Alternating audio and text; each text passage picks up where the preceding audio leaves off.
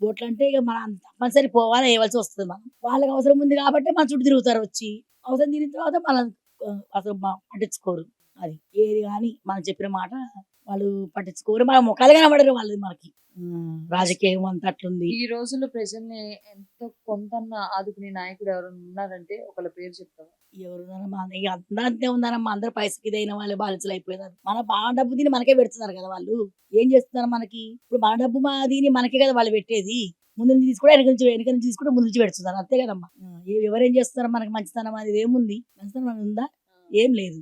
కనీసం ఇప్పుడు ఒక సంక్రాంతి పండక్కో, లేదంటే ఒక దసరా పండక్కో, హ్మ్. బోనాలకో హ్మ్. అట్లాంటప్పుడు కనీసం ఇంట్లోకి ఏమన్నా అల్లము, కందిపప్పు ఇట్లాంటివి ఏమన్నా కనీసం ఇస్తారా? మాకైతే ఏది ఉండదమ్మా. మాది మీకంటే ఉండదు.